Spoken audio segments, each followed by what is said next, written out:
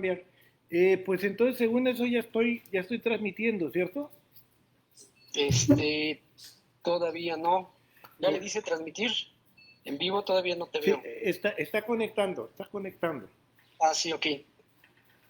A ver, En cuanto se ponga ahí en la esquina superior izquierda, te dice en vivo. en vivo. Sí, ya estoy en vivo. Excelente. Entonces, pues ya Bueno, empiezas a saludar a la gente y ya, arráncate. perfecto. Buenas noches. ¿Sale?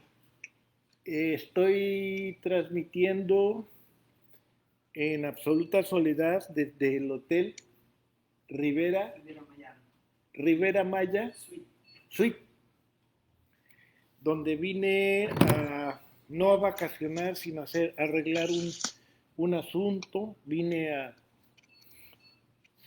escribir un guión para una película que vamos a hacer con un cineasta que se llama Fabricio Prada.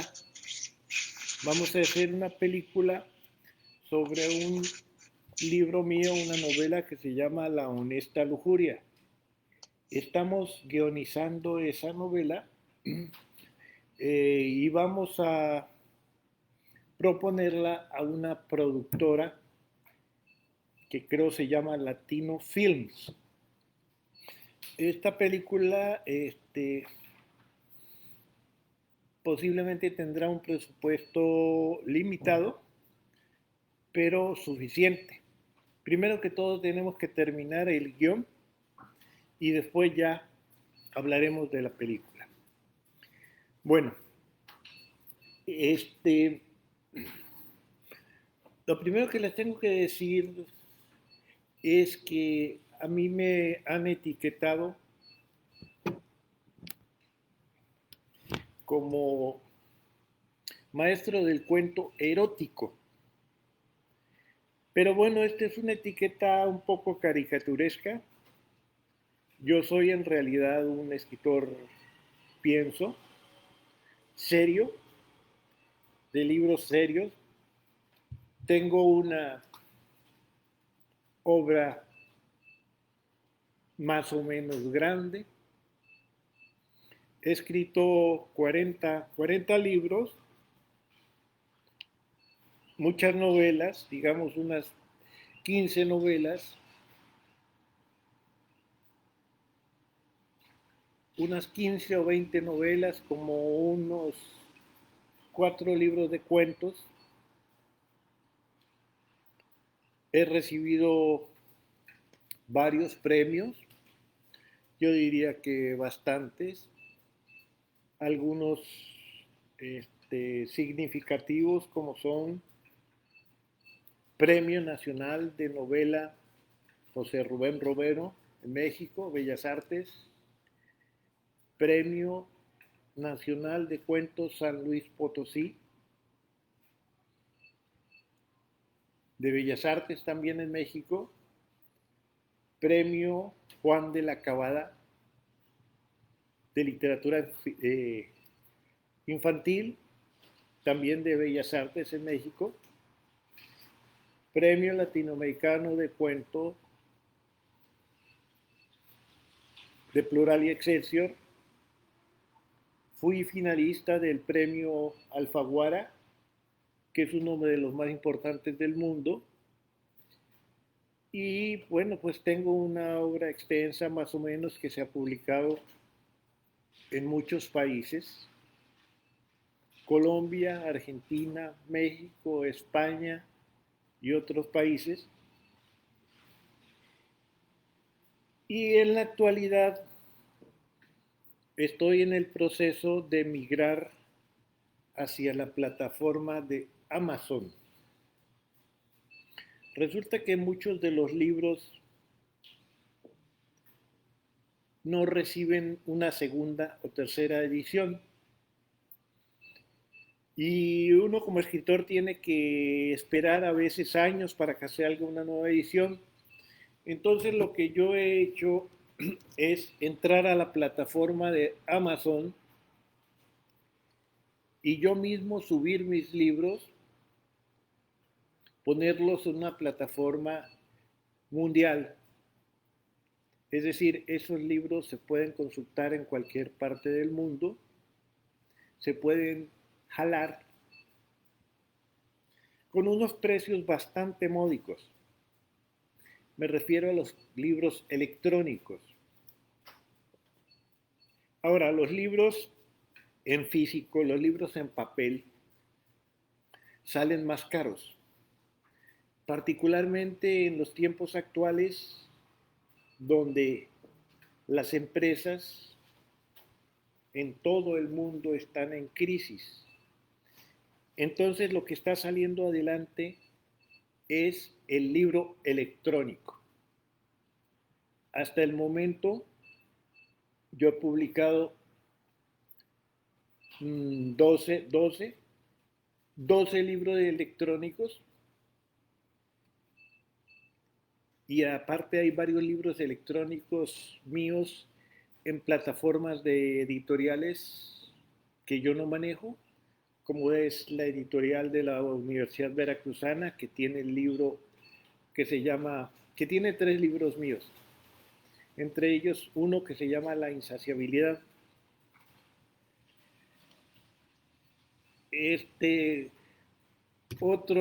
Otra plataforma que tiene un libro mío es la editorial Ilíada de Berlín,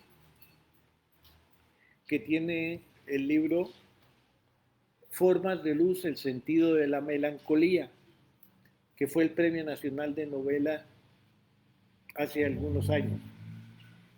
En este momento le acabo de ofrecer mi segundo libro de cuentos infantiles a la editorial Ilíada. Con respecto a la literatura infantil, he de decir que yo tengo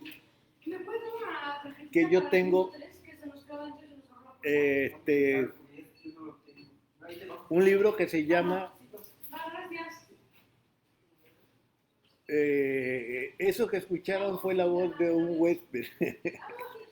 Sí, un huésped del hotel donde me estoy alojando, pero ya se fue el huésped.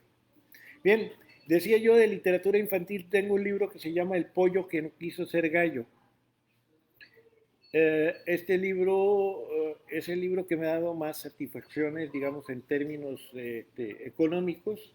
Es un libro que lleva aproximadamente 25 años en circulación, y que cada 6 meses recibo informes de ventas bastante abundantes, ¿no?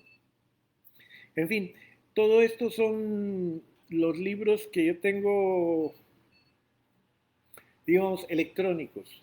Ahora, ¿qué es lo que tenemos para los próximos meses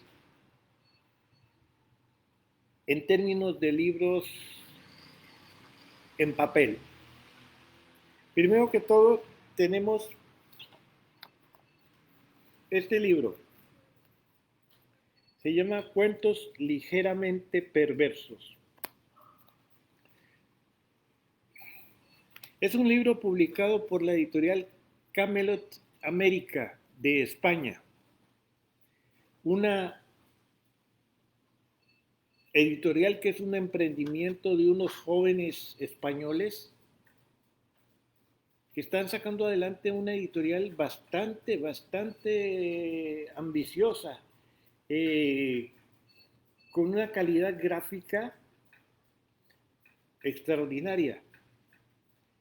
No puedo juzgar la calidad de sus autores porque yo no he leído los libros que han publicado, pero en lo que a mí se refiere, puedo decir que estoy satisfecho con este libro que se llama Cuentos ligeramente perversos. Estos cuentos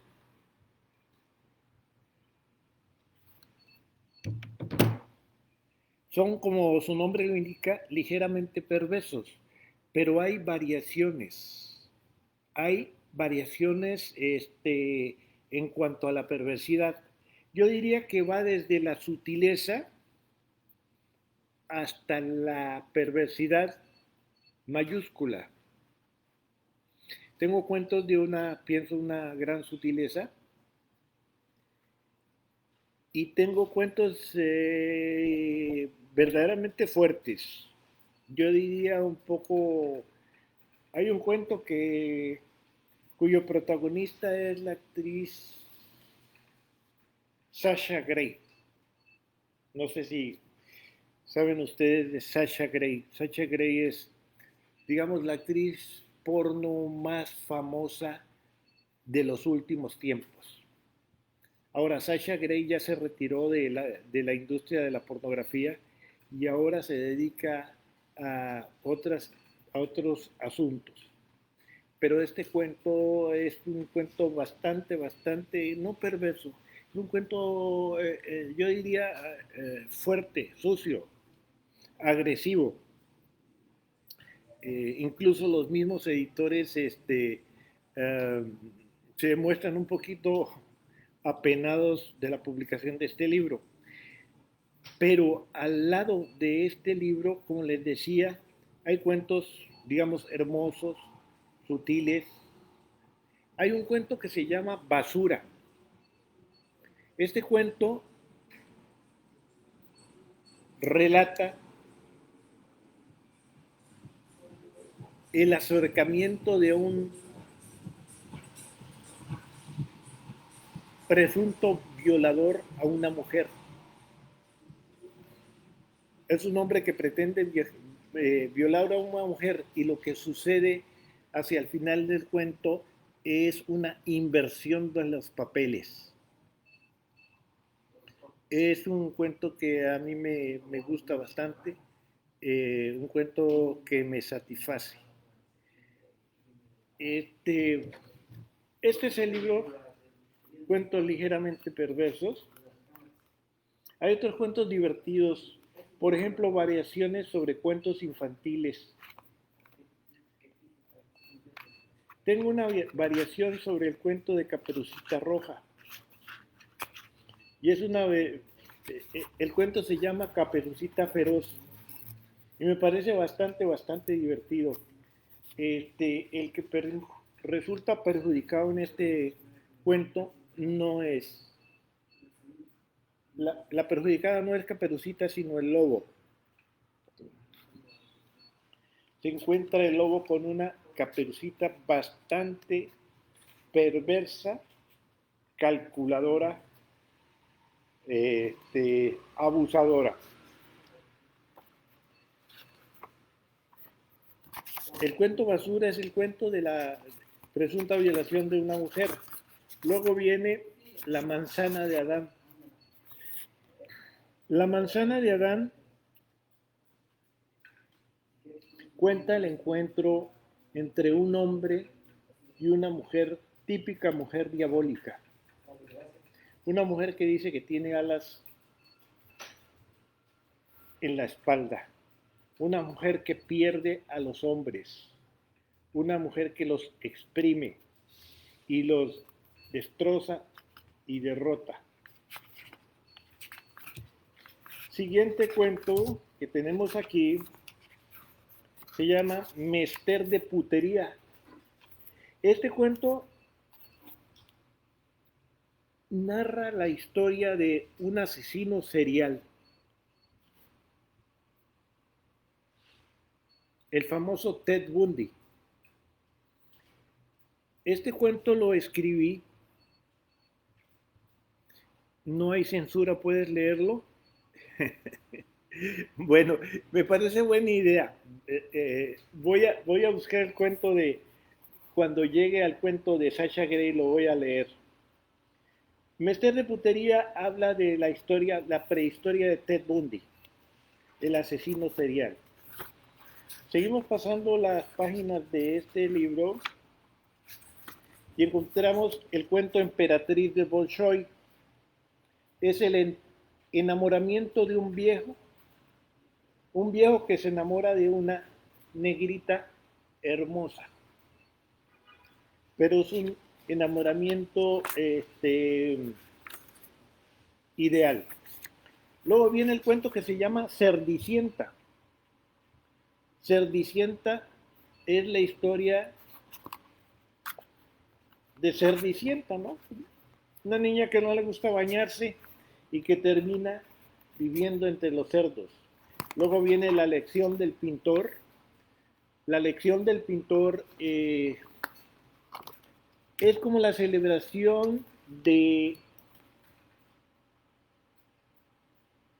beso oral, del beso del hombre a la parte íntima femenina. Luego viene el cuento que se llama Chaza Rey. Chaza Rey. Este es el cuento que les digo que es bastante fuerte, bastante fuerte. Y como dicen que no hay censura, ahí les va.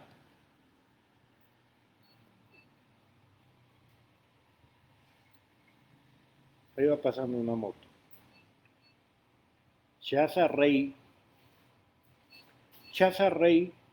le mira la entrepierna al individuo al tiempo que hace una especie de cándida y falsa, sin duda, sonrisa y un encantador entornar de ojos que, andando el tiempo y con el paso de las películas cada vez más osadas, lo que parece imposible, la harán la actriz más famosa del cine para adultos. Me parece que me falta luz aquí. Voy a trasladar la computadora a un sitio donde hay más luz. Me voy a poner aquí, señor. Sí,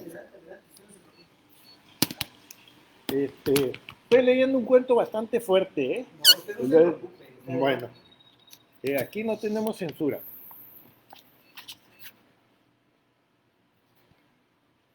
Chaza Rey tiene algo de Matahari y un toque de Friné, la más famosa prostituta griega. Una frialdad, un aire superior que la hace imperturbable e incluso aterrorizante.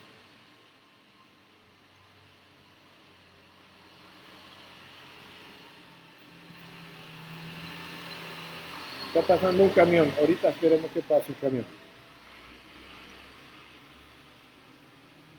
Hay en esta mujer una especie de energía sagrada o satánica. Es difícil entenderlo. Y coloca la mano sobre el aparato de placer con la gentileza de quien quiere acunar a un pájaro herido. El hombre la toma el pelo con la mano izquierda mientras coloca bruscamente la derecha sobre la cabeza de la criatura y la obliga a arrodillarse. Él mismo saca su instrumento, asunto de poca o casi insignificante consideración. Digamos que se trata apenas de un penecillo de calibre menos que doméstico. Sin afectar aprecio o indiferencia por el rudimentario utensilio, Chaza Rey lo guarda velozmente en la boca.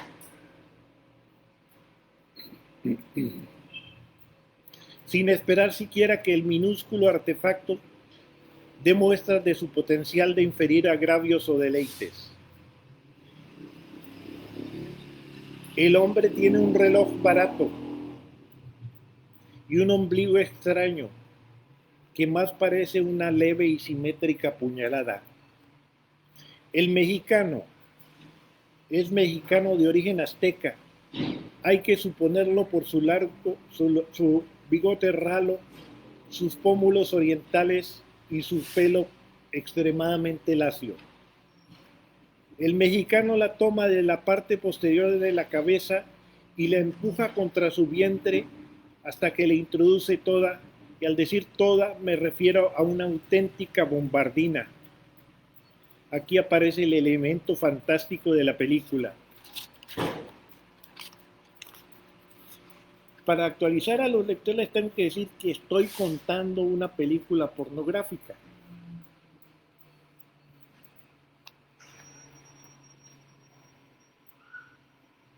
Aquí aparece el elemento fantástico de la película. En una primera toma, el aparatito es francamente risible. En una segunda, ha crecido a extremos angustiantes. Uno no entiende cómo puede entrar semejante tronco de ceiba en una delicada boquita de princesa. El hombre la saca y le cachetea la cara con su verga. Disculpen la palabra. Oh sí, dice ella. El hombre la tiene firmemente asida de la cola de caballo, donde permanece una cinta blanca. El hombre parece no tener huevos, o por lo menos en la toma aérea no se le ven. La toma desde arriba hace notar que los pechos de Chaza Rey son chicos y están empinados. Ahora el hombre le pega nalgadas mientras ella chupa. Ella mira hacia arriba mientras chupa. El hombre no se ha quitado las botas. Tiene los pantalones remangados sobre ellas. El hombre mueve el trasero adelante y atrás como es vulgar la comparación, pero literal, gráfica, como un perro culeando. Insisto, el hombre es flaco, escuálido. Se lo imagina el espectador 12 horas al sol con una canasta recogiendo racimos de uvas, un sombrerote de paja. Empuña su aparato y lo mueves adelante, atrás. Sentaba una lucha entre la mano del hombre y la boca de ella por apoderarse del mayor número de centímetros. El movimiento se hace frenético. En fin, bueno, ahí sigue el cuento. No sé qué les parece. Es un experimento literario. No sé si ya se había hecho antes contar en literatura un cuento pornográfico. Ahora, ¿qué diferencia hay entre lo que yo escribí y un cuento porno o una película porno? La diferencia es que yo analizo la psicología de la mujer y la psicología del hombre y que intento darle una dimensión literaria a un tema que es bastante vulgar. Ahora, el porno, ya saben ustedes, es parte casi fundamental de los tiempos contemporáneos. Y una de las ideas que tengo yo con respecto a este tema, o al tema o a los temas incómodos y difíciles o atrevidos, es que uno no tiene que avergonzarse de lo que Dios no se avergonzó en crear. Es decir, todo esto forma parte de la naturaleza humana. Sigamos con el libro que tenemos aquí. Hay un cuento que se llama Sobre la utilidad de las moscas. Me parece un cuento bastante divertido, un poco al estilo de Monterroso. Otro cuento se llama Equivocación. Es un cuento muy chiquito que les puedo leer. Si tienen alguna pregunta, bueno, por aquí hay preguntas, Seda Roja. ¿Qué tan, ¿Qué tan ligeramente perversos son los cuentos? Ahora, ¿qué tan ligeramente perversos? Yo pienso que eso tiene que juzgarlo el lector.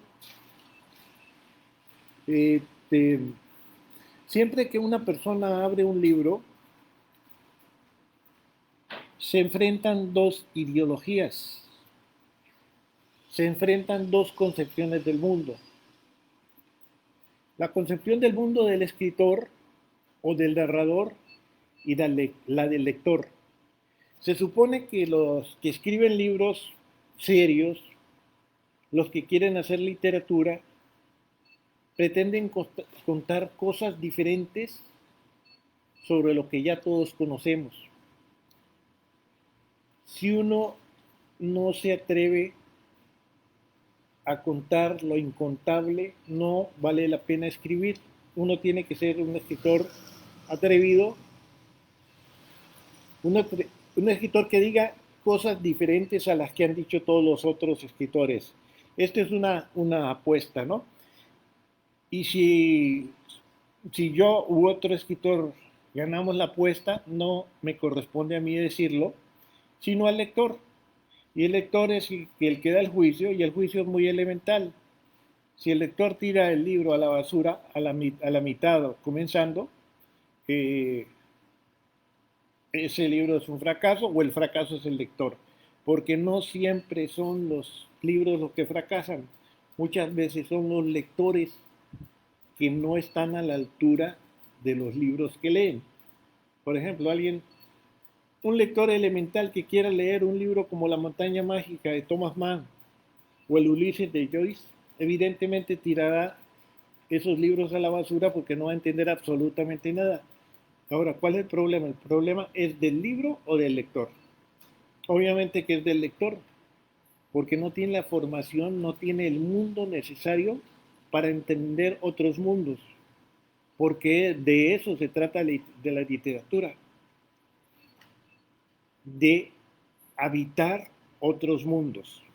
Es decir, todos vivimos en un mundo convencional, todos vamos a trabajar, todos tenemos una existencia más o menos a veces mediocre, convencional, triste, pero los lectores, los buenos lectores habitan muchos mundos.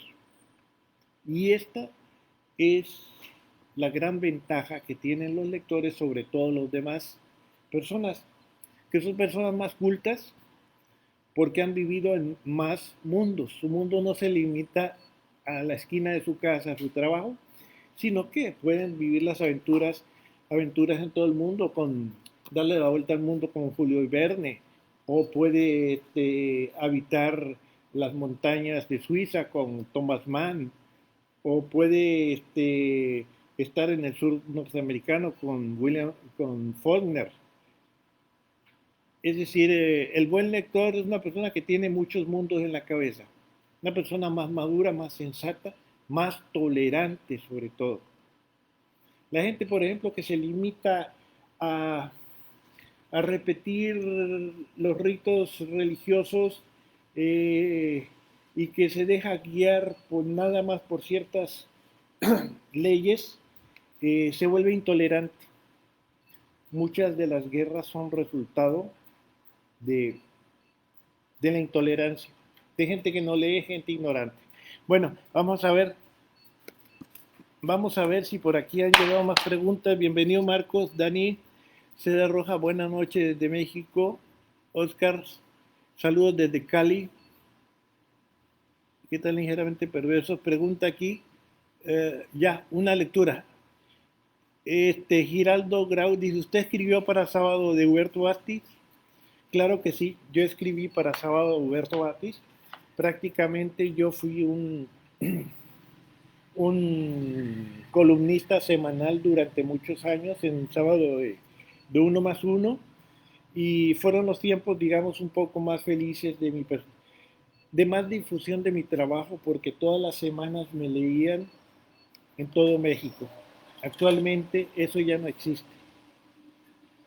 Este, en fin, ¿qué diferencia entre un cuento y la pornografía de una película?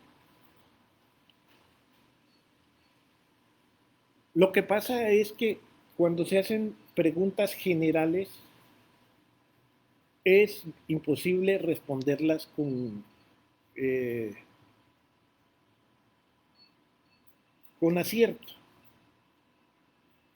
¿Qué diferencia hay entre un cuento y la pornografía? Yo podría responder qué diferencia entre un buen cuento y una mala película y una mala película pornográfica. Un buen cuento es una profundización en la naturaleza humana, siempre. Un buen cuento es el relato de un suceso memorable. Una mala película pornográfica es una incitación al placer sexual barato, orgánico y pobre. Entonces, entre una mala película pornográfica y un buen cuento erótico, lo que hay es, por ejemplo, una elevación del sentido. Supongo que algunos de ustedes han leído algún libro del Marqués de Sade. Evidentemente estos libros son de una procacidad tremenda, de una vulgaridad terrible, de una gran violencia, Pero si ustedes buscan, por ejemplo, los cuentos del Marqués de Sade, encontrarás que el Marqués de Sade no era un pornógrafo nada más. Era un buen escritor, pero no un buen escritor, un muy buen escritor. Ahora, ¿para qué sirve leer los cuentos, los libros del Marqués de Sade?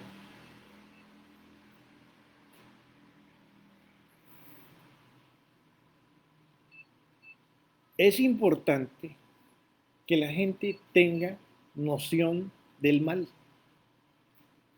Si nosotros toda la vida nos pasamos eh,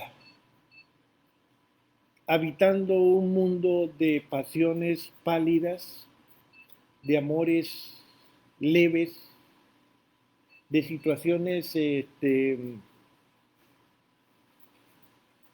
no complicadas, el día que nos topemos con la violencia, el día en que tengamos que afrontar un problema grave, difícil, ese día nos quebramos. Por eso es importante que conozcamos del mundo no solo la parte bondadosa, la parte amable, sino también que sepamos de la violencia para que algún día podamos, si nos toca, podamos afrontarla con serenidad. Les cuento una pequeña anécdota. México es un país en la actualidad muy violento, muy violento. Yo tenía el plan de viajar desde Jalapa hasta Playa del Carmen por carretera y estaba muy emocionado de hacerlo.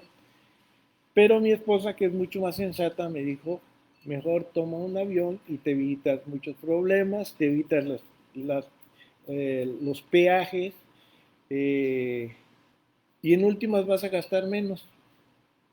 Y yo lo tomé en cuenta, preferí venirme en avión. Ahora, a pesar de eso, tomé una precaución que yo se la recomiendo a ustedes. Cuando ustedes viajen, lleven dos billeteras. Una billetera viejita con unos poquitos billetes y con una tarjeta que no sirva para nada.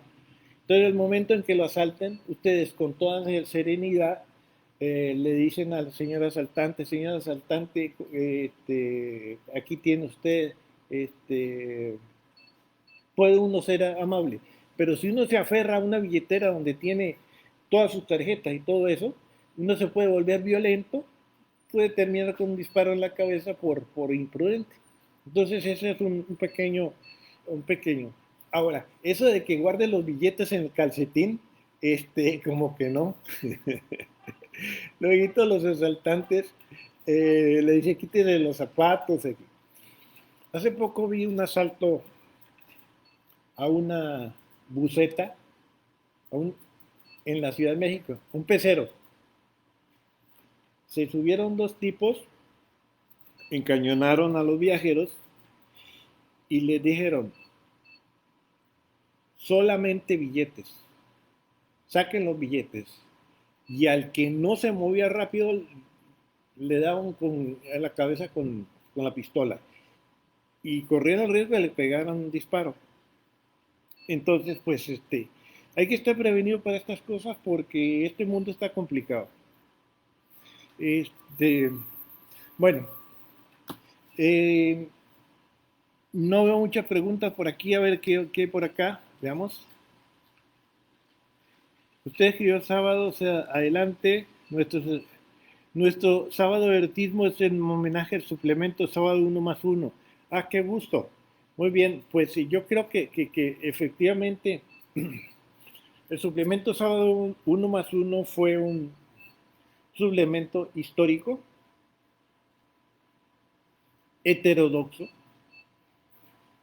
donde escribieron muchos escritores, a veces principiantes, que hoy han salido adelante. Recuerdo que en ese suplemento escribieron Enrique Serna, Juan Villoro, Rocío Barrio Nuevo, y muchísimos otros escritores que después, Ruiz Sánchez, escritores que después salieron adelante. como ese suplemento literario no ha habido en México ni lo habrá. Eran otros tiempos. Era un grupo de escritores heterodoxos, atrevidos, que se enfrentaban a la institución que en aquel tiempo era Octavio Paz y su pandilla. En fin, bueno, ¿qué otra cosa les puedo decir?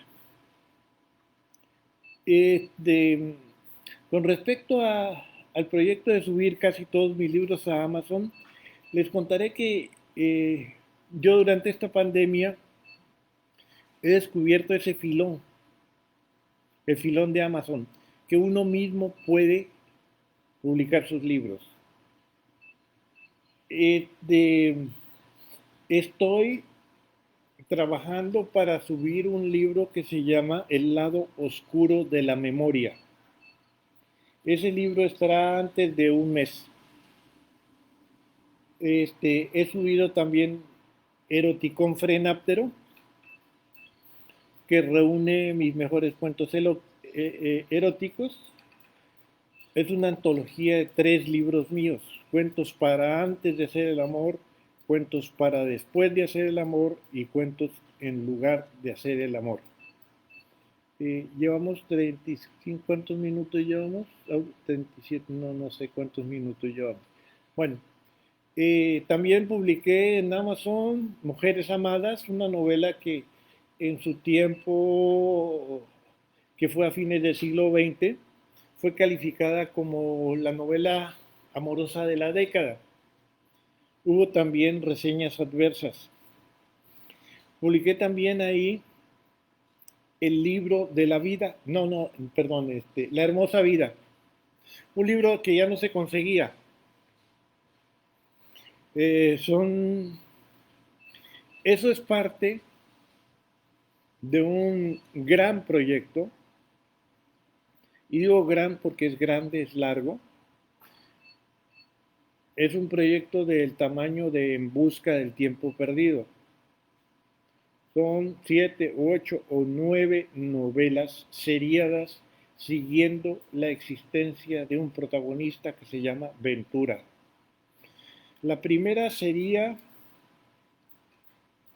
El lado oscuro de la memoria, que pronto publicaré. La segunda sería Mujeres Amadas, publicada por la Universidad Veracruzana y por Plaza y Janés. La tercera sería La insaciabilidad. La cuarta sería La honesta lujuria, una novela que estoy trabajando para convertirla en película junto con Fabricio Prada, cineasta que ha hecho varias películas, una de ellas que se llama Tiempo Real, otra que se llama Chiles Jalapeños. Y bueno, Fabricio Prada es el líder de un festival mundial de teatro, de cine, que se lleva a cabo en la ciudad de Veracruz. A ver, en el libro de la vida viene después, después de La honesta lujuria viene Formas de luz, el sentido de la melancolía, y al final viene Sin máscara frente al espejo. Ese es lo que yo he llamado el libro de la vida. Ahora, ¿qué otra cosa tengo por ahí en el camino? Bueno, yo escribo mucho, ¿no? A veces tiendo a pensar que de pronto yo puedo atosigar a la gente con tantos libros, ¿no? La verdad es que eso no me preocupa.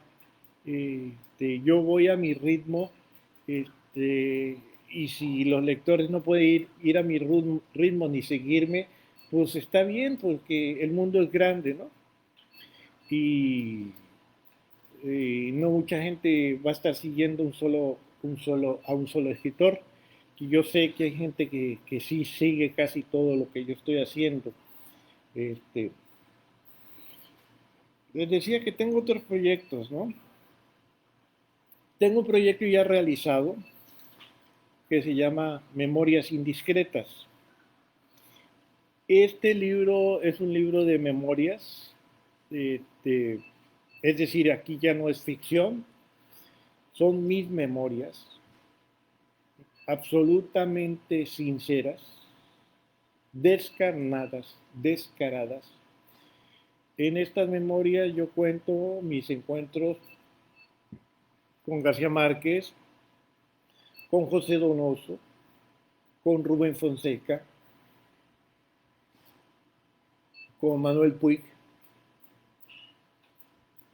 y con muchos otros escritores, pero no se trata solamente de encuentros con escritores, sino de un relato de mi vida en la que se incluyen mis libros, la forma en que salieron mis libros, mis amores, la sucesión de mis amores, que he tenido una vida afectiva bastante movida a lo largo de mi existencia, y todo eso. Y este libro está ofrecido a una empresa editorial grande, ¿no? De ese libro todavía no tengo noticia de si lo van a publicar o no, pero si no lo publican, ya lo publicaré yo por mi parte en Amazon.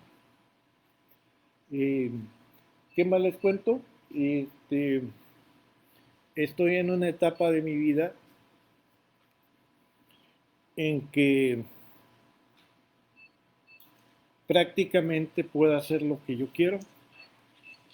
Es decir, después de haber trabajado más de 41 años, 42 años en la Universidad Veracruzana, en este momento, digamos, yo controlo mi tiempo, tengo espacio para escribir, tengo comodidad, no soy un hombre rico, pero tengo los suficientes medios para seguir adelante y para tener una buena, ¿cómo se dice? Ancianidad. En fin, yo tengo bastantes años, ¿no? Ahora, está el dato de los años, ¿no? Si se me pregunta que si estoy preocupado por... Me piden que lea algo más, sí voy a leer más. En mis memorias también hablo de Sergio Pitol, claro que sí, claro que sí. Hay muchos asuntos de la vida de Sergio Pitol que quedaron muy oscuros, muy, muy oscuros, no se han solucionado. Hay personajes que abusaron de Sergio Pitol, eh, personajes que siguen, que impunemente siguen disfrutando del abuso del nombre de Sergio Pitol. No, no ha sido castigado el abuso que, que sufrió Sergio Pitol. Sus últimos años fueron atroces, terribles, y no han sido castigados los que ejercieron la violencia sobre Sergio Pitol. Ha estado hablando de mis años, ¿no? Yo soy una persona ¿qué les digo?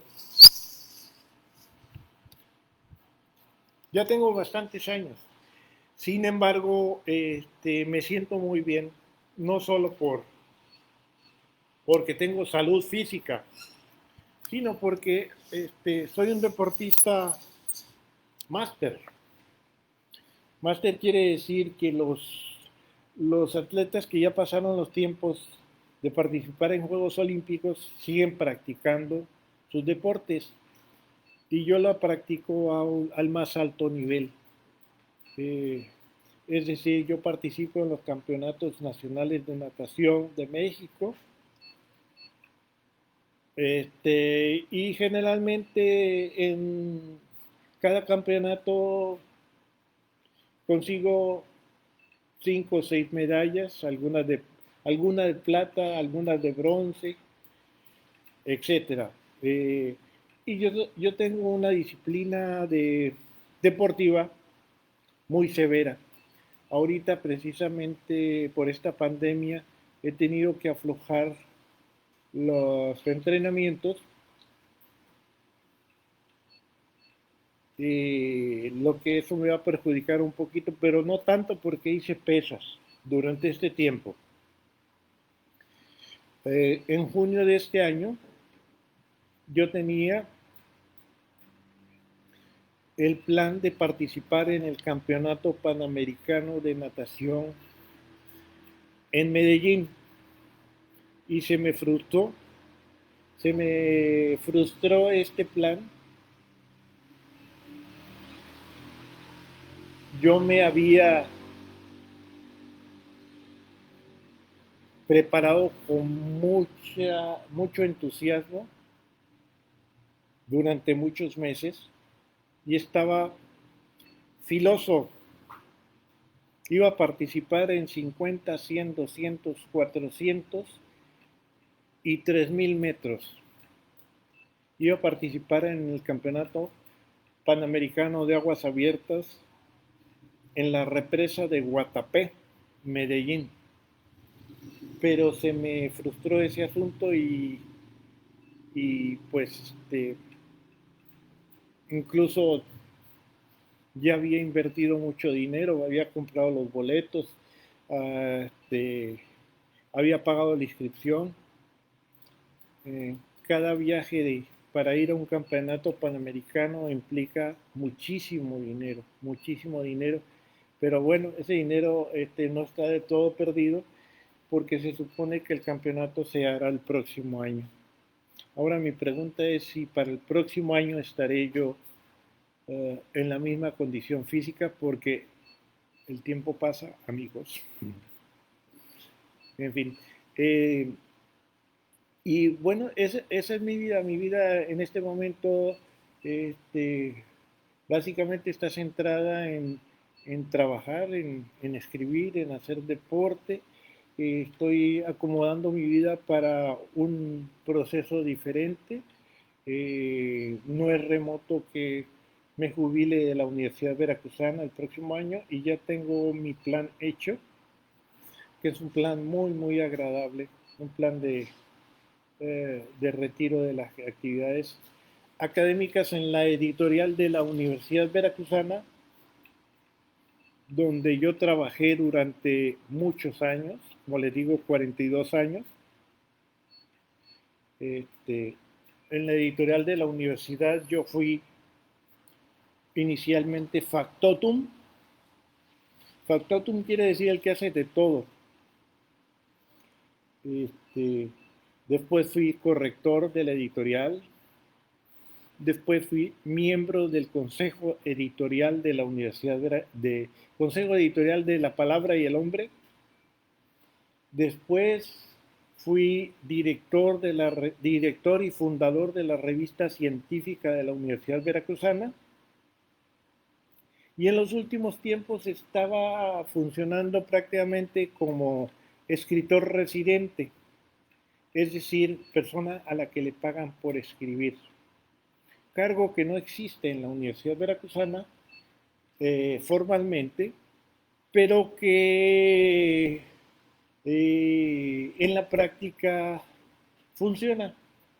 Durante los últimos años yo he sido prácticamente escritor en residencia, gracias a los editores, los directores editoriales últimos, gracias a Joaquín Díaz Canedo, ahora gracias a Edgar García Valencia.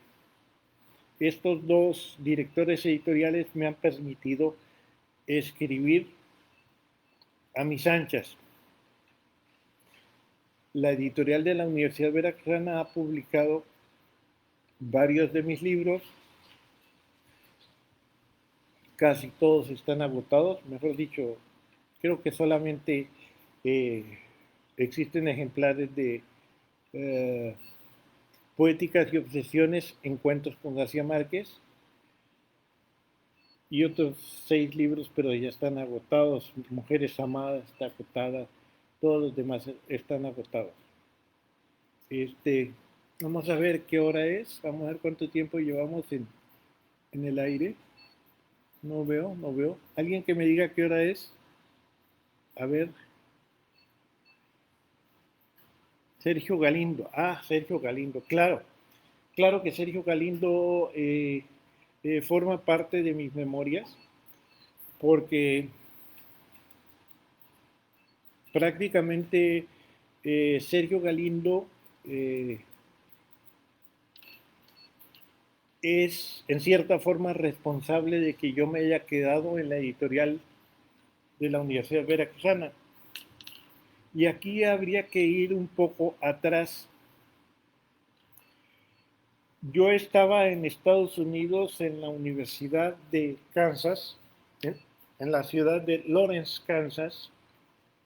Allá era teaching assistant, es decir, dictaba clases de español a los norteamericanos, a la vez que estudiaba la maestría en literatura española. De allá me vine para Monterrey a trabajar, contratado por Tecnológico de Monterrey. Pero cuando me vieron, me contrataron por correo, pero cuando me vieron, me descontrataron. Lo que quiere decir que no les gustó mi apariencia física. El perfil mío no era el típico para un profesor del Tecnológico de Monterrey y me quedé sin trabajo, pero conseguí trabajo después en la Universidad de Nuevo León de traductor de francés en inglés.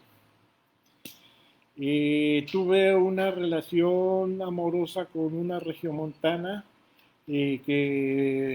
relación que fracasó. Participé en un concurso en la Universidad Veracruzana, concurso de cuento, y ese concurso de cuento lo ganó Sergio Pitol, el primer lugar. El segundo lugar lo gané yo. El resultado de ese concurso de cuento fue que tanto Pitol como yo terminamos trabajando, ligando nuestras vidas a la Universidad Veracruzana.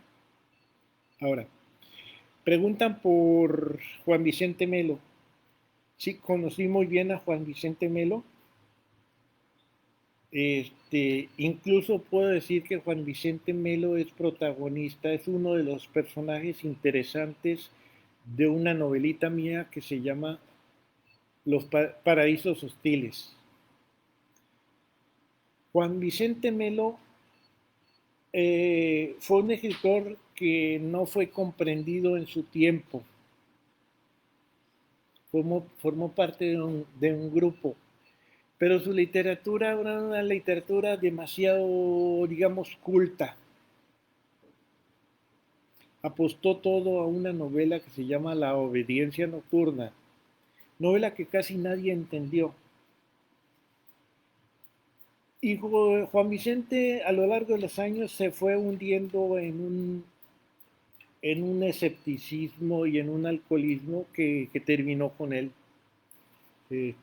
Yo lo visité en el último sitio donde vivió y vivía en unas condiciones bastante deplorables. Sus últimos años no fueron unos años agradables. No tuvo un bel morir Juan Vicente Melo. Pues esa es más o menos la historia de mi llegada a México. En México, cuando yo llegué a Jalapa, después de que me ofrecieron trabajo, el rector Roberto Bravo Garzón, eso fue en 1979, tuve una vida, yo diría, bastante disoluta durante varios años, hasta que conocí a la que hoy es mi esposa, y como el comandante llegó, me mandó a parar, pues se acabó mi vida disoluta y me discipliné con ella y he tenido una vida digamos, controlada. Y digo que controlada porque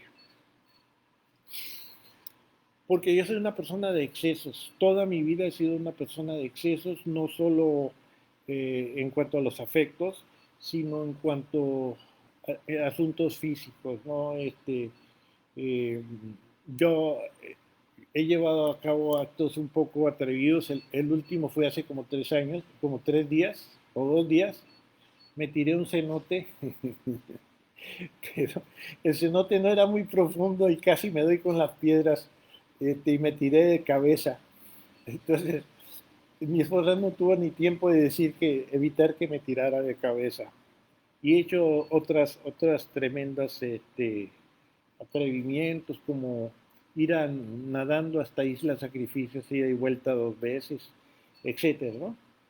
Y bueno, eso es parte de mi personalidad. Me preguntan por Álvaro Mutis, un bel morir. Este, para mí Álvaro Mutis es uno de los grandes novelistas, grandísimos novelistas. Tiene algún libro que me parece malo, pero en términos generales sus novelas son bellísimas, e incluso en alguna oportunidad le dije a Álvaro Mutis que consideraba que él era mejor escritor que García Márquez. Y precisamente, bueno, yo escribí eso y Mutis me pidió por favor que le mandara el artículo. Entonces Mutis me dijo que estaba de acuerdo. Este, los libros de Mutis son de una belleza y de una gran sutileza, un bel morir, eh, la última escala del Trap Steamer, este, en fin, las novelas de Álvaro Mutis son bellísimas, son bellísimas. Este, eh, Álvaro Mutis merecía el premio Nobel más que García Márquez. Abdul Bashir, soñador de navíos, no me gustó nada, nada, no me acuerdo por qué. En fin, y recuerdos de Álvaro Mutis tengo dos, uno bueno y uno malo. El bueno es que le gustó una novela mía que llama El juego de las seducciones. El malo es que me dio la espalda un día,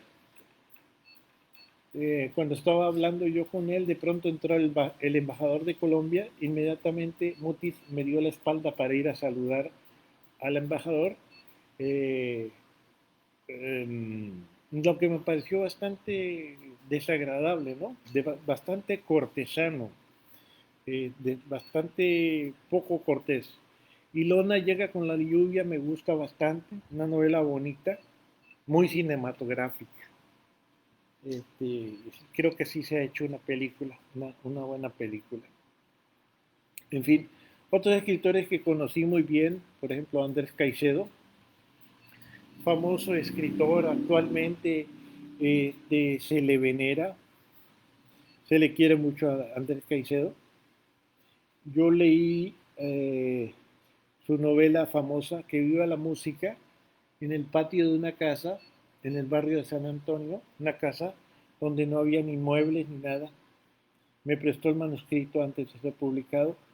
Este, para quienes no saben, Álvaro Mutis, perdón, Andrés Caicedo se suicidó el mismo día en que recibió su primera novela publicada. Este, Carna, Caravanzari. Sí me gustó, bastante. Este, Prácticamente casi todo lo que escribió Mutis me gusta bastante. Este, en Colombia, bueno, ¿qué decimos de Colombia? En Colombia hay muy buenos novelistas actualmente. Evelio Rosero ha escrito algunas buenas novelas y algunas bastante malas. Básicamente me gustan mucho Los ejércitos y la novela que se llama En el lejero. Otra que se llama La carroza de Bolívar me parece bastante mala, ¿no? En Colombia Tomás González tiene muy buenas novelas. Santiago García me parece tipo bestseller superficial. Este, ¿Qué más? En Colombia hay un gran cuentista que se llama José Luis Garcés González, muy buen cuentista, excelente cuentista. Merecería muchísima más atención. Eh, no sé cuánto tiempo llegamos. ¿Qué hora es, señor? Disculpe. No, no me vio. Estoy aquí en la recepción. Eh, no sé qué más quieren saber. Eh, alguna pregunta que tengan, alguna pregunta indiscreta. Este, están ustedes muy serios. A ver, quiero saber la hora. Me voy a enterar de la hora porque terminando la hora voy a cortar este asunto. Son las 22. Es decir, ya pasó una hora desde que me conecté. Pienso que es hora de desconectarme. Si tienen algo que decir, a ver, Dani, este, Daniel Román, algo que decir, qué les ha parecido? Seda Roja, Dani, Daniel, Giraldo, Girau, Girau, Girau, Seda Roja, Daniel, en fin. Bueno, amigos, les agradezco mucho su presencia. Y pues aquí queda este registro y agradezco a, a, este, a esta página que me invitó a hablar con ustedes. Bueno, aquí me despido. Hasta luego. Registro de eventos. A ver, ¿qué hace uno aquí? Registro de eventos, ¿qué quiere decir? Ay, ¿y ahora qué hago? Ah, finalizar el video. Bueno, hasta luego amigos.